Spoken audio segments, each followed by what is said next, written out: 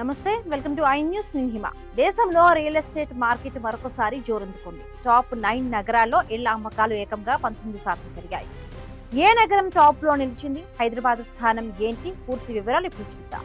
దేశంలోనే టాప్ 9 ప్రధాన నగరాలలో హౌసింగ్ మార్కెట్ దూసుకుపోతుంది. 2026 ఏప్రిల్ నుంచి జూన్ వరకు జరిగిన రెండో త్రైమాసికంలో మొత్తం 1,12,458 ఇళ్లు విక్రమయ్యాయి.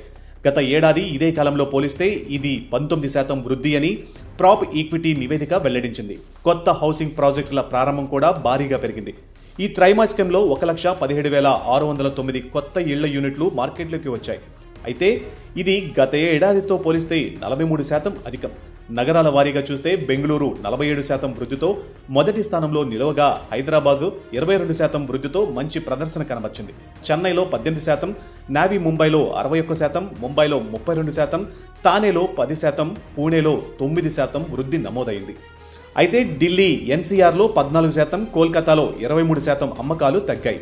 నిపుణుల అభిప్రాయం ప్రకారం కొత్త ప్రాజెక్టులు పెరగడం, గృహ కొనుగోలుదారుల విశ్వాసం బలపడడం, ఐటీ ఉద్యోగాలు మరియు మౌలిక సదుపాయాల అభివృద్ధి కారణంగా హౌసింగ్ మార్కెట్ మరింత బలపడుతుందని పేర్కొంటున్నారు. భారత రియల్ ఎస్టేట్ రంగంలో ఈ వృద్ధి రానున్న నెలల్లో కూడా కొనసాగుతుందని అంచనా వేస్తున్నారు.